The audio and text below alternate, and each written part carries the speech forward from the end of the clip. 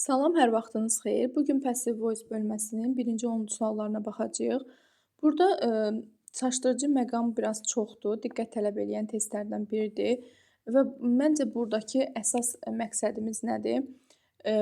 Əsas daha doğrusu nələri oxumalıyıq, nəyə fokuslanmalıyıq? Birinci, zamanların necə məhsula keçməsinə fokuslanmalısınız. Bunlara hakim olmalısınız, çox yaxşı bilməlisiniz. Daha sonra isə burada neçə cür tip məsələn testlə qarşılaşa bilərik? Burada maksimum 3 tip bizə yəni ki, test verilə bilər. Birinci, məlum növdə olan bir cümləni məhsula keçirtmək tələbi verilə bilər. İkinci, cümlələr verilə bilər ki, hansılar məhsuldadır və yaxud da ki, hansılar məlum növdədir, onları seçin və yaxud da ki, hansı cümlələr məhsula keçir, hansılar keçə bilmir. Hansı dəyişir, hansı dəyişmir, bunlar sual oluna bilər. Son zamanlarda ən çox düşən hansı keçə bilir məhsula, hansı keçə bilmir? Təbii ki, bunu da tapmağın 2 əsas yolu var. Birinci, əgər zera ilə, it izlə başlasa, bunlar keçə bilmir, bunu bilməlisiniz. Cümlənin sonunda sifət varsa keçə bilməz, bunu bilməliyik və ən əsası və ən önəmlisi isə tamamlıq yoxdursa, biz onu məhsula keçirdə bilmərik. Yəni nəyin üzərində hərəkət, icra varsa, o yoxdursa, təbii ki, onsuz biz keçə bilmərik. Şəxssiz cümlələrdə, məsələn, şəxssiz cümlə dediyimiz, yəni tamamlığı olmayan cümlələrdə məhsulluqdan söhbət gedə bilməz. Birinci suala baxırıq. Burada birinci mübtadəni variantlardan çıxmalıyıq. Ona görə də ilk öncə mübtadəni silirik. Daha sonra zamanı müəyyənləşdirib tamamlığımızı tapırıq. Zamanımız indiki zamandadır, tamamlığımız isə the present sözüdür. Tamamlıq cümlənin əvvəlinə keçir. İndiki zaman olduğu üçün elə olduğu kimi də elekt şəklində saxlaya bilmərəm. Bunu məhsula keçirtməliyəm. A variantı getdi. B variantında was görürəm. Ola bilməz məhsulluq indiki zamandırsa, indiki zaman məhsulluğunu verməliyəm. D variantında elected keçmiş zamanda ola bilməz. Y variantında is binlə, ümumiyyətlə have has binlə işlənir. Is'di, was'du. Bunları binlə işlətmək mümkün deyil. Cavabımız C variantıdır. Heç düsturda da o yoxdur yəni. Növbəti sualımız, ikinci sualımız. A few pictures decorate the room. Decorate zamanı müəyyənləşdirdim, mübtadəni atdım, indiki zamandadır və burada the room sözü görürəm, tamamlıqdır. The room cümlənin əvvəlinə keçirsə C və D variantları silirəm, çünki onlar mübtadə ilə verilib. İndiki zamandadırsa E çəkilsə olmaz, A variantı da gedir.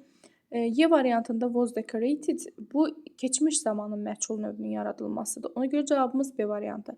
Üçüncü suala baxıram ki, burada yenə mübtadiə silinməlidir. Use indiki zamandadır, indiki zaman və computers cümlənin tamamlığıdır, mübtadiə funksiyasına keçəcək. Computers cümlənin əvvəlinə keçdi və were-du, have-di, use-du bunları sildik. Qalırıq Y və A variantı arasında are used yoxsa are been used? Təbii ki, are used. Heç demək də mümkün are been used olmayacaq. Ona görə cavabımız A variantı. Növbəti sualımız, dördüncü sualımız. The company silinəcək. Accepted keçmiş zamandadır. Some new projects cümlənin əvvəlinə keçir. The company silindiyi üçün A və C variantları gedir. Some new project cümlənin əvvəlinə keçir, amma indiki zamanda keçmir, keçmiş zamanda. Ona görə are-da gedir. Were accepted yoxsa were been accepted? Təbii ki, were accepted D variantı. Çünki düsturu biləndən sonra artıq sizin üçün asan da olacaq. Beşinci suala baxırıq. Beşinci sualda isə görürsünüz ki, burada someone var. Stole his suitcase. His suitcase cümlənin əvvəlinə keçir, çünki tamamlığımızdır. Stole keçmiş zamandadır, bunu müəyyənləşdirdik. Someone isə atdıq cümlədən. Keçmiş zaman was stolen a few. Cavabımız elə A variantıdır, has ola bilməz. Gəlin bu tərəfinə də baxaq.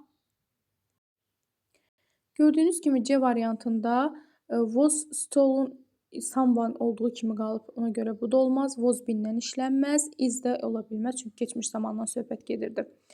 Növbəti sualımız 6-cı sualımızda isə burada 6-cı sualımızda isə yenə cümlə verilib ki, məhsula keçirtməkdir. Alisa çıxır, Alice daha doğrusu çıxır və NSC keçir cümlənin əvvəlinə, wrote isə keçmiş zamanı müəyyənləşdirdik. Is ola bilməz, wrote olduğu kimi qala bilməz, was been ola bilməz, bunu dəfələrlə dedik, cavabımız Y variantı. The students drew beautiful pictures. The students çıxır cümlədən, beautiful pictures keçir cümlənin əvvəlinə. Y variantı ona görə çıxıram. Beautiful pictures keçdi cümlənin əvvəlinə, amma drew bilir ki, keçmiş zamandır. Drew. Bunu təbii ki, bilməsək bizim üçün problem yarada bilər. Ona görə qaydasız feilləri də yaxşı bilmək lazımdır məchul işləyən zaman. Qaydasız feilləri bilməsək məchul o qədər də asan işlənməz. Drew burada keçmiş zamandadır. Drawn ola bilməz. Sonra Y variantını çıxmışdıq. Are ola bilməz, are been ola bilməz. Cavabımız B variantıdır. 8-ci suala baxırıq ki, yenə keçməliyik keçmiş məchula. The friends getdi. Visit indiki zamandadır. Was ola bilməz. Sonra David keçir cümlənin əvvəlinə. Friendslər gedir. David is visited olar da. Visits olmaz. Cavabımız C variantıdır.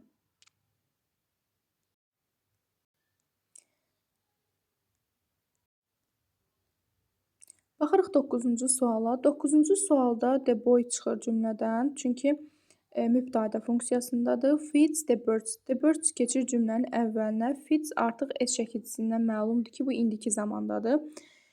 İndiki zamanda olduğu üçün biz bunu nə etməliyik? Təbii ki, indiki zamanın məchuluna keçirməliyik. Gəlin baxaq variantlardan. Were ola bilməz. Were ola bilməz. Burada A variantında were fed ola bilməz. Yəni burada the boy çıxmışdı zaten. Are been ola bilməz. Cavabımız B variantıdır. 10-cu sualda isə the company exported a lot of cotton keçəcək cümlənin əvvəlinə. Company çıxacaq variantlardan. The company çıxır və exported keçmiş zamanda olduğu üçün keçmişin məchul lazımdır mənə. Was exported cavabımız B variantı. Exported tək ola bilməz. Cotton-dakı biz gördüyümüz kimi təkdədir, were ola bilməz. Diqqət tələb edən testdir, amma qaydasız feillərə hakim olsanız və düsturları yaxşı bilsəniz, bir də onun notları var, bir balaca qeydləri var, onlara baxsanız, məncə bunların hamısını düzgün işləmək mümkündür.